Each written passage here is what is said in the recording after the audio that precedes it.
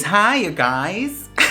Today I am reviewing a headphone by Hifiman called the HE400SE.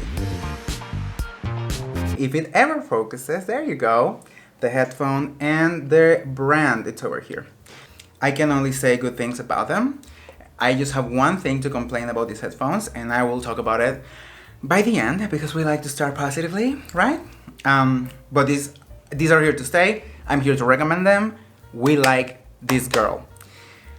I would say that, okay, so first of all, as you know, Hifiman specializes on, well, if you don't know, then now you'll know.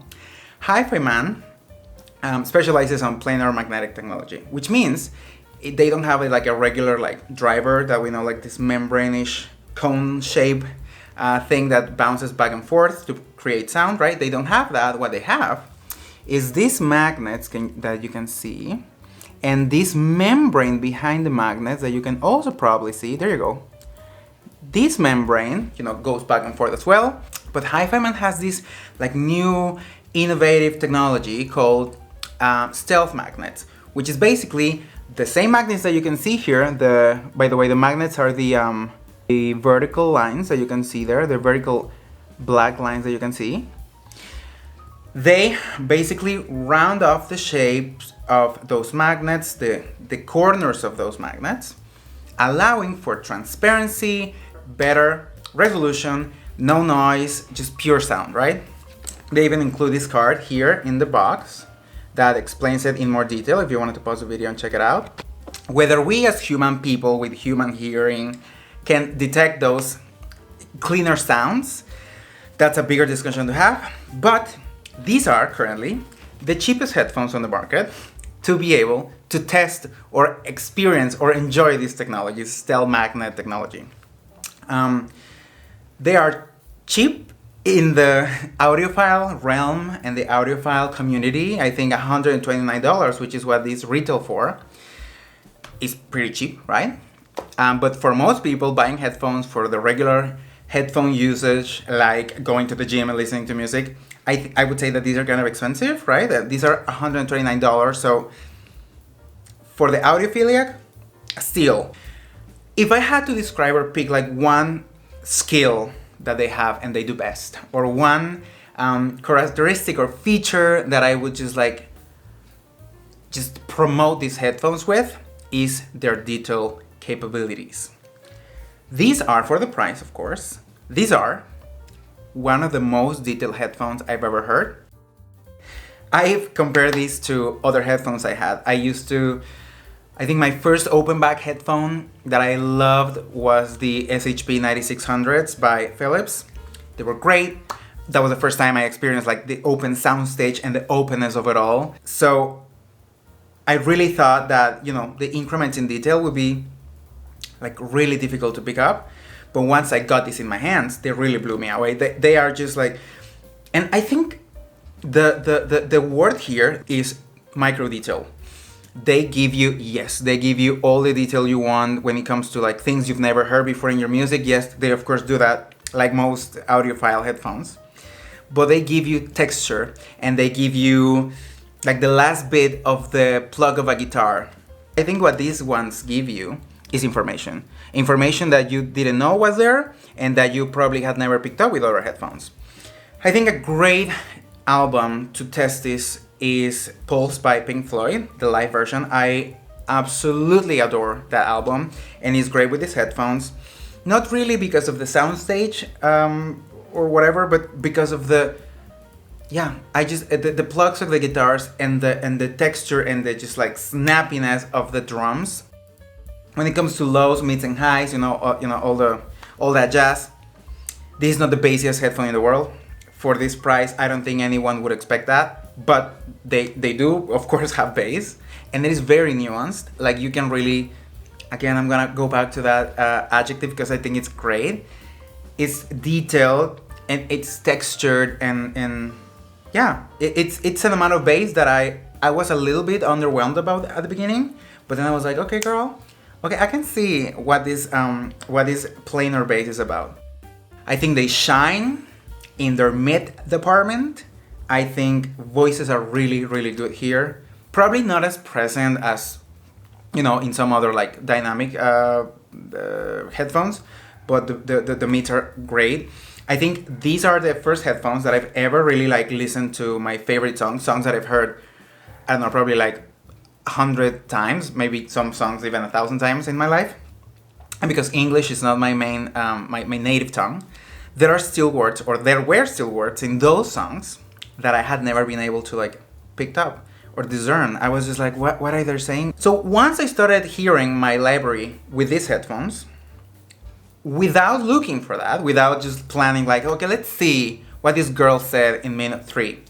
Without doing that, I was like, oh my God, so that's what they've been saying this whole time. So this is an actual word that they've been saying. I just never, I think you're just never able to have enough micro detail in the variations of their voices, enough at least to be able to tell, oh, this is what they're saying, right? So this is, you know, this is something that really caught my eye when I first got them. Like when you wear them, these are not the, you know, widest soundstagers in this world, but these are definitely, yeah, they provide you that space, and they fill that space with precision, with good, correct, and well-defined instrument separation.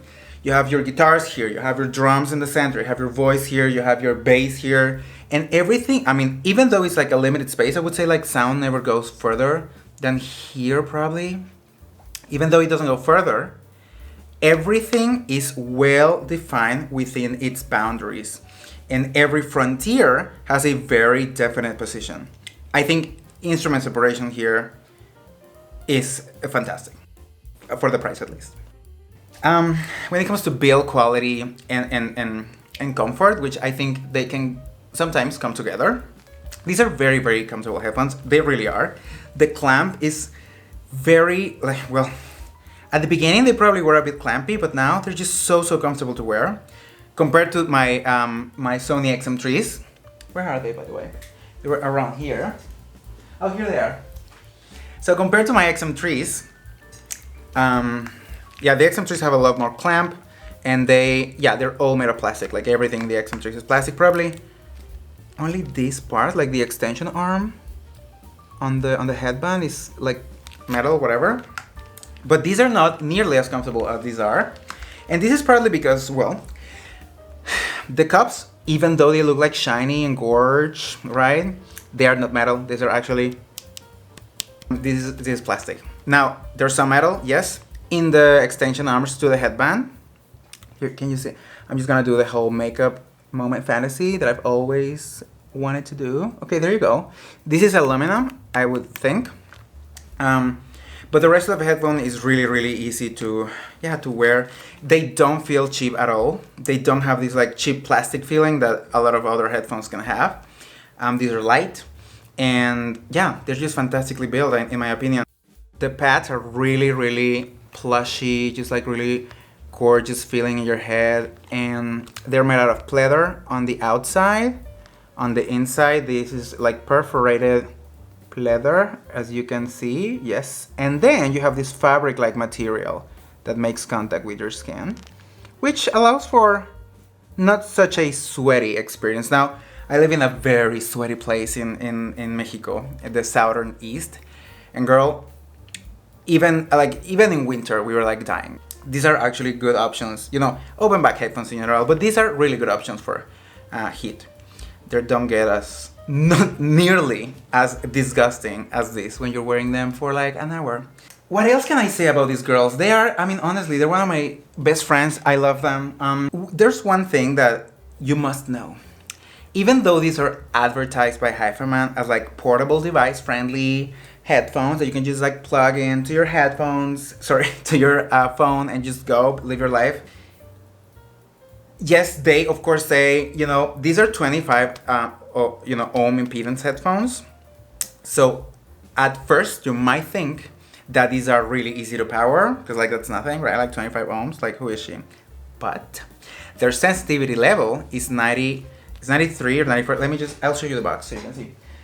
It's 90, no, not even that, 91 dB, here you have it. Look at that.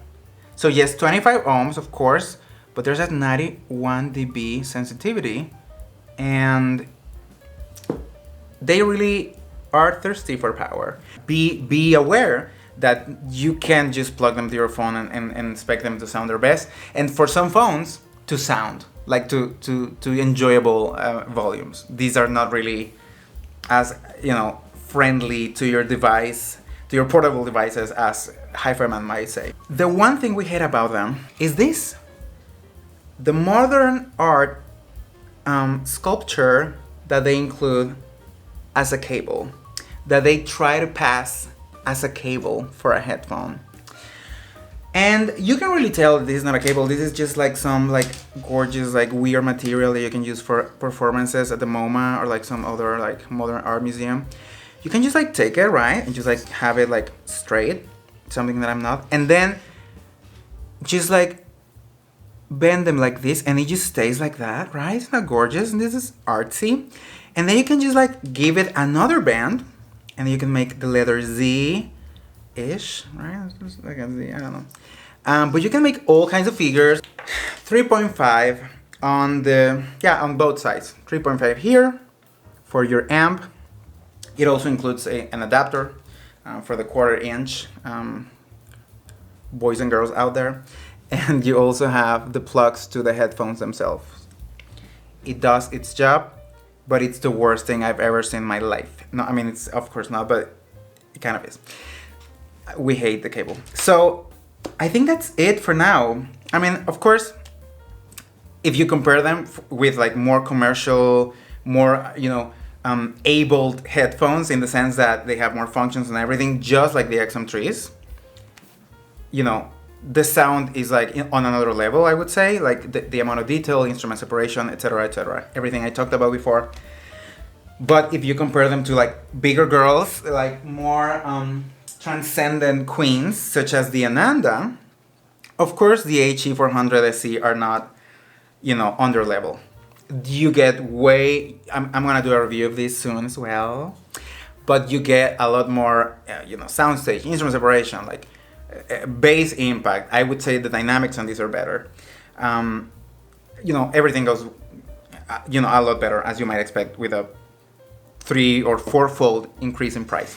But these girls are fantastic. I am very skeptical with how much you get once you jump, you know, price in everything, in like the headphones themselves, in the amplifier, DAC, or whatever. And I am maybe a very young audiophile. I haven't been in this biz for that long, but I would say these give you 85% of what the Ananda give you. They really are, I mean, they really are that good. They really are that fantastic. I would say that it is a fantastic way to start your audiophile journey. Just know that you will need an amp.